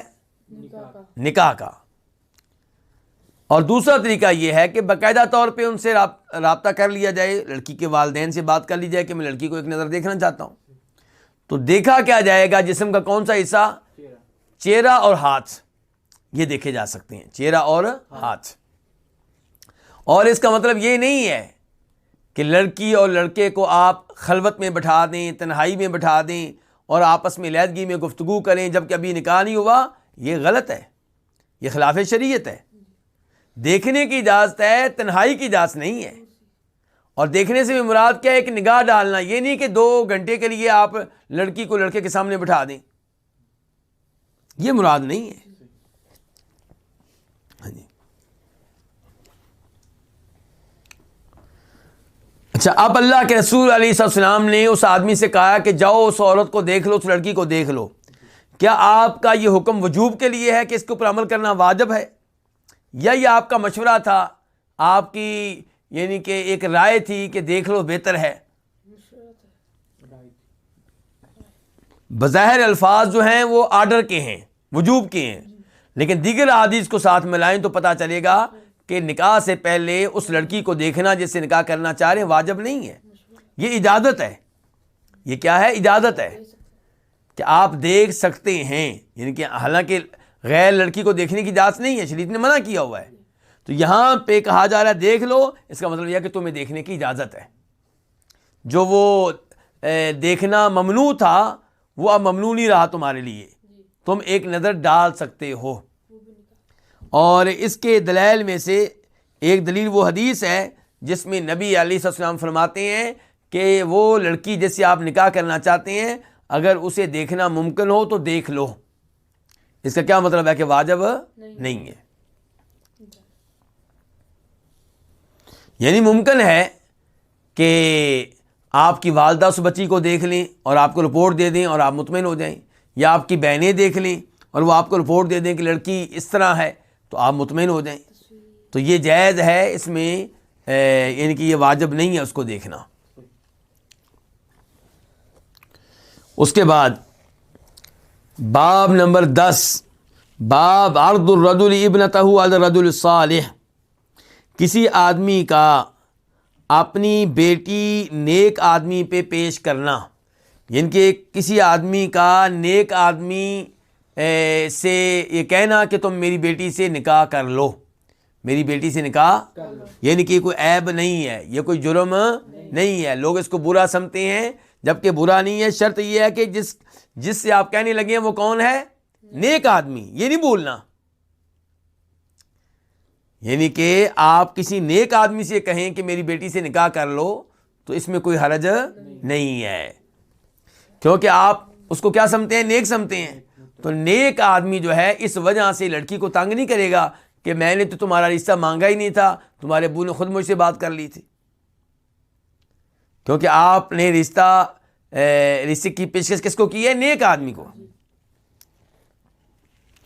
تو حدیث نمبر کیا؟ 1006 1006 عن عبداللہ بن عمر رضی اللہ عنہما، روایت ہے جناب عبداللہ بن عمر رضی اللہ عنہما سے، ان عمر بن الخطاب حین تأیمت حفصۃ بنت عمر من خنیس بن حذافۃ السہمی، کہ جب حفصہ بنت عمر، عبداللہ بن عمر اپنی بہن حفصہ کے بارے میں کہہ رہے ہیں کہ جب عبداللہ بن عمر کیا ہو گئیں؟ بیوہ ہو گئیں۔ حفصہ بنت عمر کیا ہو گئیں؟ بیوہ ہو گئیں۔ عبداللہ بن عمر کس کی بات کر رہے ہیں؟ اپنی بہن کی۔ جب بیوہ ہو گئیں، کس سے بیوہ ہوئیں؟ خنیس بن حذافہ السہمی سے، یعنی کہ ان کے خاوند کا نام تھا خنیس بن حذافہ السہمی القرشی، قریشی تھے اور سہمی تھے، ان سے شادی ہوئی تھی جناب حفصہ کی، اور یہ بڑے عظیم شخص تھے، لیکن مدینہ میں آ کے یہ فوت ہو گئے۔ مدینہ میں کیا ہو گئے؟ فوت ہو گئے۔ بدر کی لڑائی کے بعد یا احد کی لڑائی کے بعد اختلاف ہے علماء کرام میں، بہرحال یہاں پہ یہ فوت ہوئے۔ وکان من اصحاب رسول اللہ صلی اللہ علیہ وسلم، اور یہ نبی علیہ السلام کے صحابہ میں سے تھے، بلکہ قد شہید بدرن، یہ بدر کی لڑائی میں شریک ہوئے تھے، بدر کی لڑائی میں تو بدری صحابی ہیں، کتنے عظیم صحابہ ہوتے ہیں بدری. توفی بالمدینہ، لیکن فوت کہاں ہوئے ہیں؟ مدینہ میں. بدر کی لڑائی میں فوت نہیں ہوئے، مدینہ میں فوت ہوئے ہیں. اب عبداللہ بن عمر کہتے ہیں کہ ان عمر بن الخطاب، کہ عمر بن الخطاب نے جب حفصہ جو ہیں بیوہ ہو گئیں کیا کیا؟ قال عمر کہتے ہیں فلقیت عثمان بن عفان، میں نے ملاقات کی کس سے؟ عثمان بن عفان سے، جو بعد میں ہمارے تیسرے خلیفہ بنے، جو نبی علیہ السلام کی 2 بیٹیوں کے شوہر بنے. تو جناب عمر کہتے ہیں کہ میں نے عثمان بن عفان سے بات کی، فارست علیہ حفصہ، تو میں نے انہیں حفصہ سے نکاح کی پیشکش کی، میں نے ان کے سامنے حفصہ کی پیشکش رکھی. فقلت، تو میں نے کہا ان شئت، اگر تم چاہو، انکحتک حفصہ بنت عمر، میں تمہارا نکاح کس سے کر دیتا ہوں؟ حفصہ بنت عمر سے. عثمان سے کہا جا رہا ہے کہ میں تمہارا نکاح اپنی بیٹی حفصہ سے کر دیتا ہوں. اس سے کیا پتہ چلا؟ اگر آپ صحابہ کرام کا تذکرہ پڑھیں، ان کی باتیں پڑھیں، احادیث میں ان کے واقعات پڑھیں، تو آپ کو پتہ چلے گا کہ 30 سال کے مرد، 40 سال کے مرد کا 20 سال کی لڑکی سے، 15 سال کی لڑکی سے نکاح کرنا عام سی بات تھی، اس میں کوئی قباحت نہیں تھی. اور یہ وہ معاشرہ تھا جو پاک تھا، معاشرہ صاف ستھرا معاشرہ تھا، جس میں بدکاری نہیں تھی، بے حیائی نہیں تھی. اور آج اس کو جرم بنا لیا گیا ہے. تو اس لیے لڑکیوں کی شادی نہ ہونے کے اسباب میں سے ایک سبب یہ بھی ہے کہ جناب ہم اس کا رشتہ اس آدمی سے کیوں کریں جس کی پہلے شادی ہو چکی ہے، اور پھر وہ عمر میں بھی ہماری بیٹی سے 15 سال بڑا ہے، 20 سال بڑا ہے، 25 سال بڑا ہے. اس کو جرم سمجھ لیا گیا ہے. لیکن اب یہاں پہ دیکھیں، حضرت عمر اپنی بیٹی کے نکاح کی پیشکش کس کو کر رہے ہیں؟ حضرت عثمان کو. فقلت، تو میں نے کہا ان شئت، اگر تم چاہو، انکحتک حفصہ بنت عمر، میں تمہارا نکاح حفصہ بنت عمر سے کر دوں، اپنی بیٹی حفصہ سے کر دوں. قال، وہ کہنے لگے، کون؟ حضرت عثمان. سانظر فی امری، میں اپنے معاملے میں غور و فکر کروں گا، میں سوچوں گا، اپنے معاملات کا جائزہ لوں گا کہ مجھے شادی کرنی چاہیے کہ نہیں کرنی چاہیے، مجھے وقت دیں، ان کی غور و فکر کرنے دیں اس موضوع پہ. فلبثت لیالی، تو میں چند راتیں ٹھہرا رہا. یہ کون کہہ رہے ہیں؟ حضرت عمر کہہ رہے ہیں. حضرت عمر کہہ رہے ہیں میں کئی راتیں ٹھہرا رہا، یعنی کہ ان سے بات کرنے کے بعد کئی راتیں میں ٹھہرا رہا، انتظار کرتا رہا کہ وہ مجھے کیا جواب دیتے ہیں. فقال، تو انہوں نے کہا، کنہوں نے؟ حضرت عثمان نے. قد بدا لی اللہ تزوج یومی ھذا، میرے لیے یہ بات ظاہر ہوئی ہے، میں اس نتیجے تک پہنچا ہوں کہ میں ان دنوں میں شادی نہ کروں. میں ان دنوں میں شادی، یعنی کہ مجھے آج کل شادی کی کوئی حاجت اور ضرورت نہیں ہے، فی الحال میں شادی نہیں کرنا چاہ رہا.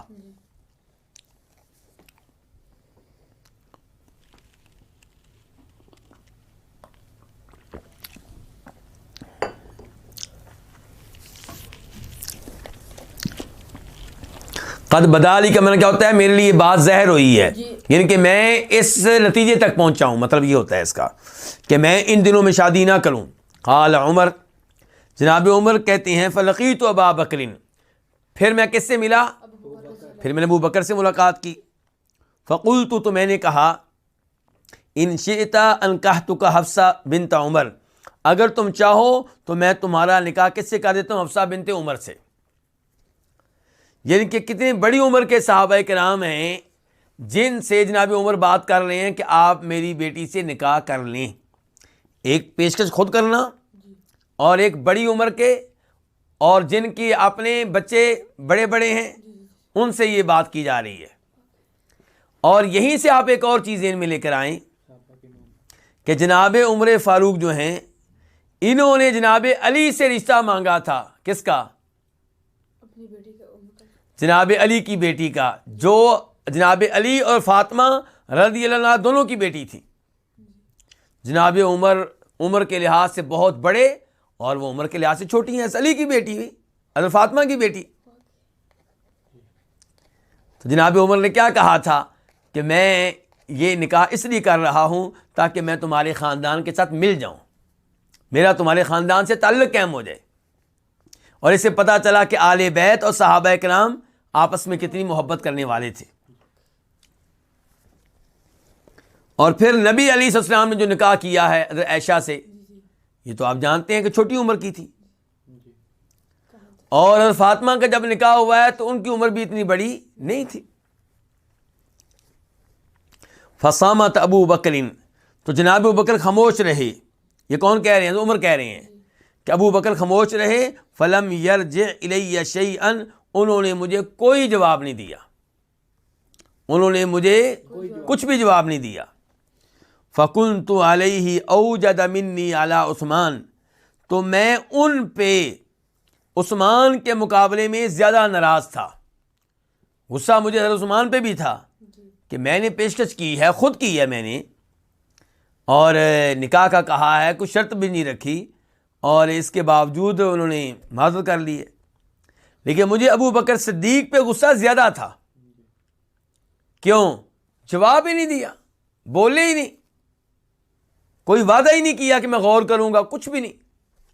کہتے ہیں فکنت علیہ اوجد منی علی عثمان، مجھے ان پہ عثمان کے مقابلے میں زیادہ غصہ تھا۔ فلبثت لیالی، تو میں کئی راتیں ٹھہرا رہا، یعنی کہ یہی صورتحال رہی۔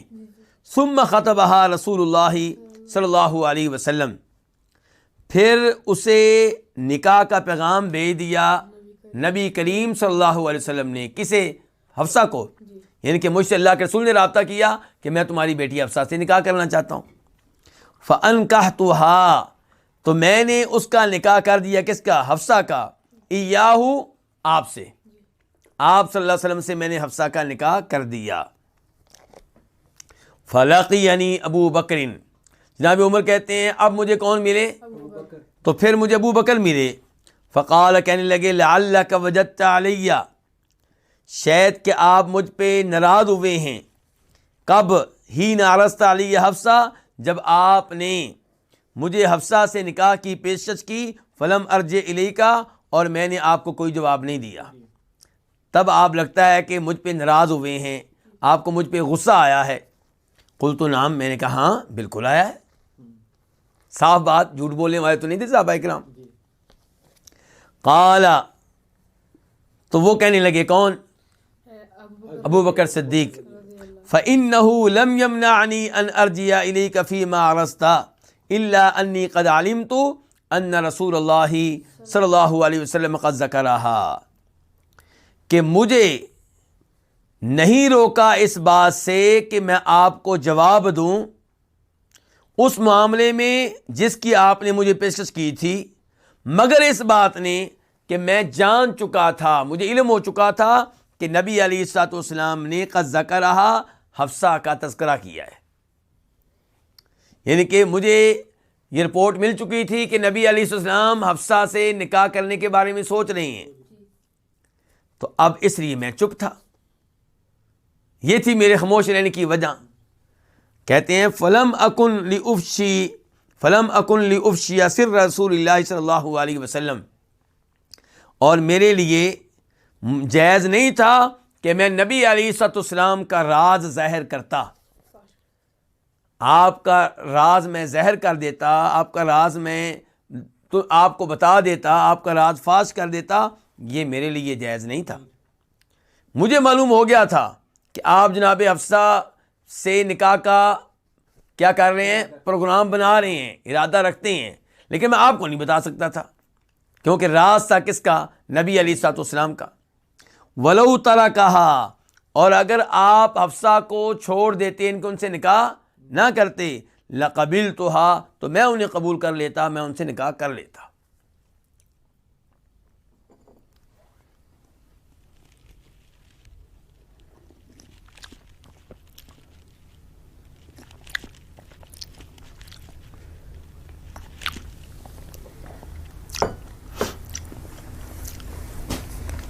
تو اس سے کیا پتہ چلا؟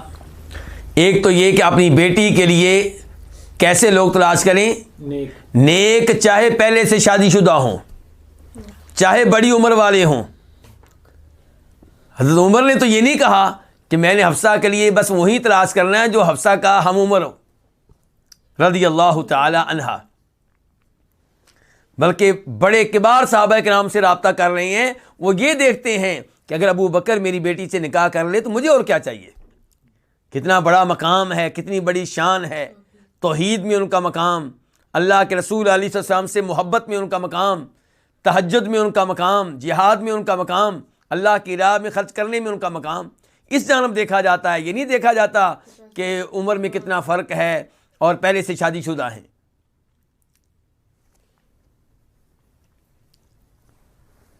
تو ایک تو یہ کہ اپنی بیٹی کے لیے، اپنی بہن کے لیے کون تلاش کریں؟ نیک آدمی. سب سے پہلے عقیدہ دیکھیں، کفر و شرک سے، بدعات سے پاک صاف ہے. دوسرے نمبر پہ کیا دیکھیں؟ نماز وغیرہ. تیسرے نمبر پہ کبیرہ گناہوں سے بچتا ہے کہ نہیں بچتا. کبیرہ گناہ، بڑے بڑے جو گناہ ہیں، سود، کسی کو قتل کرنا، یہ کبیرہ گناہ ہے. جادو کرنا کبیرہ گناہ ہے.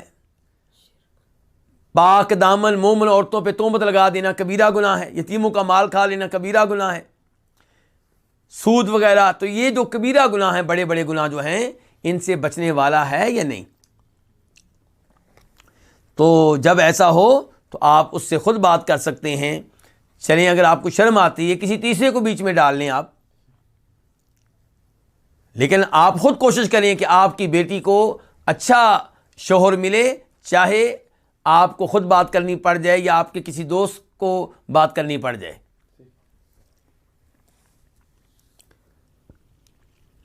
اس کے بعد کیا پتا چلا؟ کسی کے راز کو ظاہر نہ کریں.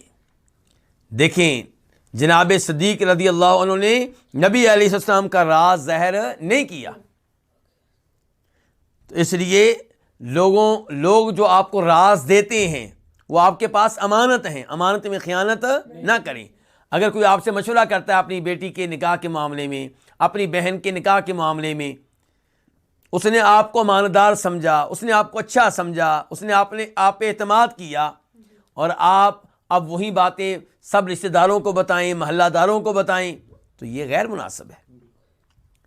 ٹھیک ہے وہ آپ کا کچھ نہیں کر سکتا، لیکن ایک رب بھی ہے، اللہ تعالیٰ دیکھ رہے ہیں، فرشتے نوٹ کر رہے ہیں. اس لیے کسی کے راز کو ظاہر نہ کریں، راز کو راز رکھیں. اور اس کے بعد یہ بھی پتا چلا کہ جہاں پہ غلط فہمی پیدا ہونے کا خطرہ ہو وہاں پہ وضاحت دے دینی چاہیے. جناب ابو بکر نے وضاحت دی ہے کہ نہیں دی؟ نکاح کے بعد وضاحت دی ہے. ان کے دل میں جو غصہ تھا اس کو نکالنے کی کوشش کی ہے. اور یہی کام کیا تھا نبی علیہ الصلوۃ والسلام نے جب آپ اعتکاف بیٹھے ہوئے تھے اور آپ سے آپ کی بیویاں ملنے کے لیے آئیں. جناب صفیہ کو چھوڑنے کے لیے آپ مسجد کے دروازے تک آئے.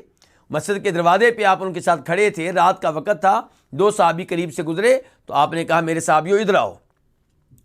وہ آئے، کہا یہ میری بیوی ہے. تو وہ صحابی حیران رہ گئے کہ اللہ کے رسول علیہ السلام ایسی وضاحت کی کیا ضرورت ہے؟ فرمایا نہیں، شیطان انسان کی رگوں میں ایسے دوڑتا ہے جیسے خون دوڑتا ہے. مجھے خدشہ تھا کہ تمہارے دلوں میں کوئی بات ڈال دے گا اور مسئلہ بن جائے گا، یعنی کہ تمہاری ہلاکت کا باعث بن جائے گا وہ خیال. اگر کوئی نبی کے بارے میں سوچے نعوذ باللہ کہ نبی غیر عورت کے ساتھ کھڑے ہیں تو بات کفر تک جائے گی.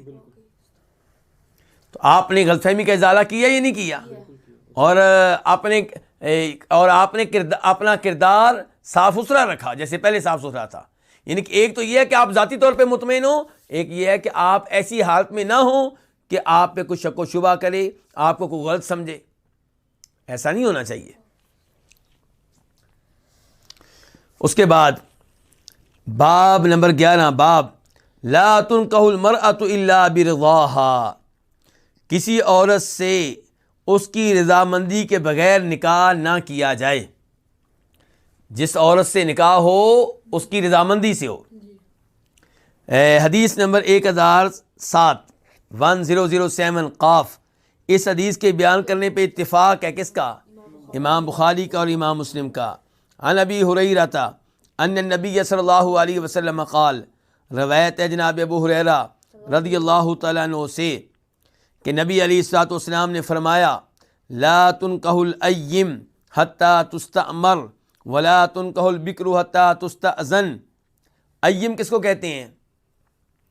وہ عورت جس کی پہلے شادی ہو چکی ہو، اس کے بعد طلاق ہو گئی ہو یا خان فوت ہو گیا ہو یا کوئی ایسا مسئلہ بن گیا ہو، لیکن بہرحال یہ وہ ہے جس کا ایک دفعہ پہلے نکاح ہو چکا ہے، ایک دفعہ، دو دفعہ، تین دفعہ۔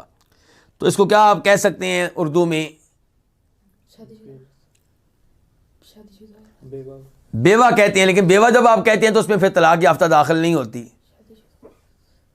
اس لیے کئی علماء کرام کہتے ہیں شوہر دیدہ، یعنی جس نے پہلے ایک شوہر ایک دیکھا ہوا ہے، ٹھیک ہے۔ لا تنکح الأیم، کہ ایم سے نکاح نہ کیا جائے، اور ایم کے بارے میں بتا چکا ہوں آپ کو کہ ایم وہ ہے جس کا پہلے کبھی نکاح ہوا ہے، آج کل وہ بغیر نکاح کے ہے۔ تو فرمایا لا تنکح الأیم حتی تستأمر، ایم کا نکاح نہ کیا جائے یہاں تک کہ اس سے مشورہ لے لیا جائے،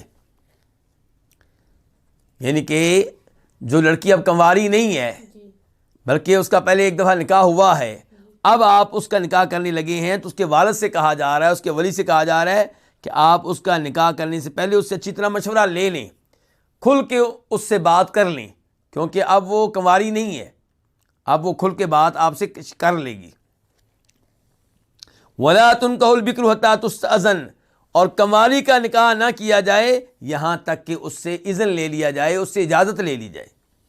قالوا یا رسول اللہ، صحابہ کرام نے کہا اللہ کے رسول کیف اذنها، کیسے ہوگا اس کا اجازت دینا، اجازت کیسے دے گی، وہ تو کنواری ہے، بیچاری شرمائے گی۔ قال ان تسکت، آپ نے فرمایا اس کا خاموش رہنا، یہ کہ وہ خاموش ہو جائے، اس کا خاموش رہنا یہ دلیل ہے کہ وہ راضی ہے۔ آپ لڑکے کا نام لیں جس لڑکے سے آپ اس کا نکاح کرنا چاہ رہے ہیں، اگر وہ اس کا نام سن کے خاموش ہو جائے اس کا مطلب یہ ہے کہ وہ یہاں نکاح پہ راضی ہے، اس کو کوئی اعتراض نہیں ہے، کیونکہ ہاں کرتے ہوئے شرم آتی ہے تو چپ ہو جائے گی، لیکن اگر اس کو اعتراض ہوا تو اعتراض کرنے میں تو کچھ شرم والی بات نہیں ہے، اعتراض ہوا تو وہ کہے گی کہ میں نہیں چاہتی یہاں پہ۔ تو اس سے کیا پتہ چلا کہ عورت کا نکاح اس کی رضامندی کے بغیر کرنے کی اجازت نہیں ہے، نہ کنواری کا اور نہ ہی اس لڑکی کا جس کا پہلے ایک دفعہ نکاح ہو چکا ہے، لیکن اب جب دوسری دفعہ نکاح ہوگا تو ایم جو ہے اس سے باقاعدہ میٹنگ کی جائے گی، مشورہ کیا جائے گا، صاف صاف اس سے اجازت لی جائے گی، اور کنواری جو ہے اس سے اجازت لی جائے گی، لیکن اگر وہ خاموش رہ جاتی ہے تو یہی کافی ہے۔ اس کے بعد حدیث نمبر 1008 خا، اس حدیث کو روایت کرنے والی امام کون ہے؟ امام بخاری۔ عن خنساء بنت خدام الانصاریہ، روایت ہے جناب خنساء بنت خدام انصاریہ سے، ان اباہا زوجہا، کہ ان کے والد نے ان کی شادی کر دی، کن کی؟ خنساء کی، اپنے بارے میں کہہ رہی ہیں، ان کے والد نے ان کی شادی کر دی، وہی سیب، جبکہ کیا تھیں؟ سیب تھیں، ایم تھیں، ایم تھیں، سیب تھیں، ان کے پہلے ان کا ایک دفعہ نکاح ہو چکا تھا، تو ان کے باپ نے ان کی شادی کر لی جبکہ وہ سیب تھیں۔ فَكَرِهَ ذَلِكَ، تو انہوں نے اس کو ناپسند کیا، کس کو؟ اس شادی کو، جس سے شادی کی جا رہی تھی وہاں پہ یہ راضی نہیں تھی۔ فَأَتَتْ رسول اللہ صلی اللہ علیہ وسلم، تو یہ نبی علیہ الصلوۃ والسلام کے پاس آئیں، فرد نکاحہ، تو آپ نے اس کا نکاح جو ہے وہ کیا کر دیا؟ فسخ کر ڈالا، ختم کر دیا اس نکاح کو، اس نکاح کو کیا کر دیا؟ کیوں ختم کر دیا؟ کیونکہ باپ لڑکی کی رضامندی کے بغیر نکاح کر رہا تھا، تو نبی علیہ الصلوۃ والسلام نے اس نکاح کو ریجیکٹ کر ڈالا، اسے ختم کر دیا، اور دھکا لڑکی پہ نہیں کیا۔ ایسا نہیں ہے کہ آپ لڑکی پہ گرم ہو گیا ہوں کہ تو باپ کی بات کیوں نہیں مانتی، نہیں، آپ نے لڑکی کی بات سنی ہے اور لڑکی سے تعاون کیا ہے۔ اس سے پتہ چلا کہ عورتوں کو سب سے بڑھ کر حقوق دینے والے کون تھے؟ نبی علیہ الصلوۃ والسلام، لیکن آپ نے وہی حقوق دیے جو عورتوں کے لحاظ سے مناسب ہیں، آپ نے وہ حقوق نہیں دیے جو عورتوں کے لحاظ سے غیر مناسب ہیں۔ مثال کے طور پہ عورت کو ڈانس کرنے کا حق دینا، اداکارہ بننے کا حق دینا، گلوکارہ بننے کا حق دینا، یہ وہ چیزیں ہیں جو عورت کے فائدے میں نہیں بلکہ عورت کے لیے نقصان دہ ہیں، دنیا میں بھی اور آخرت میں بھی۔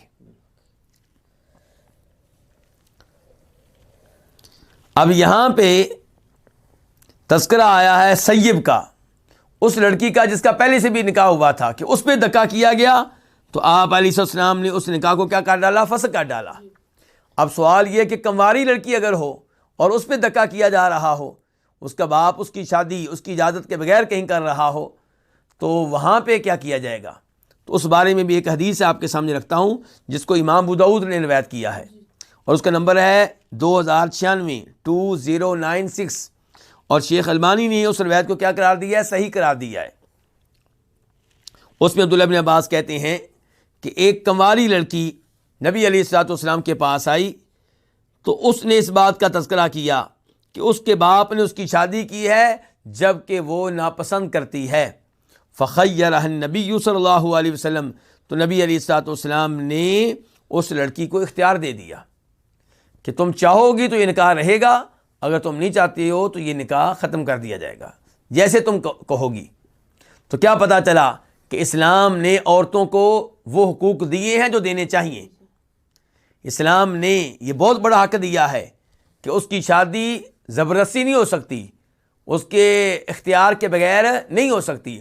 اس میں کوئی شک و شبہ نہیں کہ اسلام نے عورت کو اتنا آزاد بھی نہیں چھوڑا کہ وہ کورٹ میں جا کے نکاح کر لے، والد کو پوچھے بغیر نکاح کر لے، بلکہ آپ علیہ السلام کا فرمان ہے، صحیح حدیث ہے، لا نکاح الا بولی، لڑکی کا نکاح ولی کے بغیر درست نہیں ہے۔